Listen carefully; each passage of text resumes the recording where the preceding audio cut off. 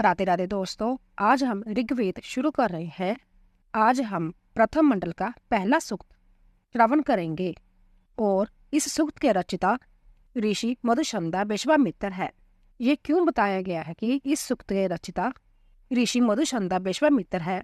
क्योंकि दोस्तों, हमारे वेद किसी एक ऋषि के पार्टिकुलर ऋषि के द्वारा नहीं कहा गया है, बल्कि अनेक ऋषियों की समय समय पर अपने मन पर काबू पाकर जो ज्ञान प्राप्त किया था वो लोगों को देते गए।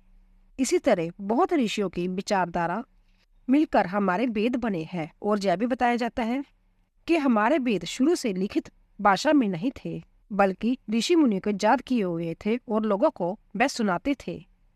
इनका लिखने का कार्य तो बाद में हुआ है। चलिए आगे शुरू करते हैं। पहले सूक्त के रचिता ऋषि मधुसंधा विश्वामित्र और देवता अग्नि है और छंद गायत्री है।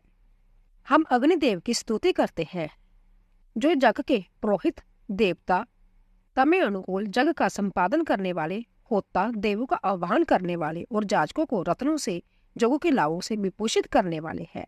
जो अग्निदेव पूर्वकालीन ऋषियों भृगु अंगरादि आदि द्वारा प्रशंसित है, जो आधुनिक काल में भी ऋषि कल्प वेदक विद्वानों द्वारा स्तोत्र है, वह अग्निदेव इस जग में देवों का आह्वान करे।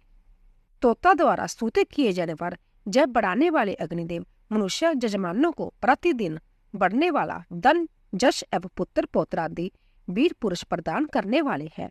हे अग्निदेव, आप सबका रक्षण करने में समर्थ है। आप जिस हिंसा रहित जग को सभी ओर से आवृत किए रहते हैं, वही जग देवताओं तक पहुंचता है। हे अग्निदेव, आप हवि प्रदाता, ज्ञान और कर्म की संयुक्त शक्ति के प्रेरक, सत्यारूप एवं विलक्षण रूप युक्त है। आप देवों के साथ इस जग में पधारे।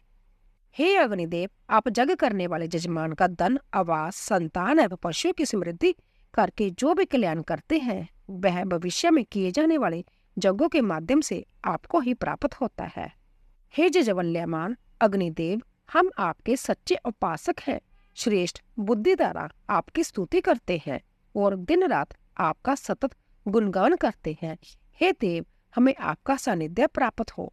हम गृहस्थ लोग दीप्तिमान जगों के रक्षक, सत्य वचन रूप व्रत को अलंकित करने वाले, जग स्थल में वृद्धि को प्राप्त करने वाले अग्निदेव के निकट स्तुति पूर्वक आते हैं। हे अग्नि, जिस प्रकार पुत्र को पिता सहज ही प्राप्त होता है, उसी प्रकार आप भी हम जजमानों के लिए बाधा रहित होकर सुखपूर्वक प्राप्त हो। आप हमारे कल्याण के लिए हमारे निकट रहें। तो दोस्तों, आज हमने पहला सूक्त श्रवण कर दिया। धन्यवाद।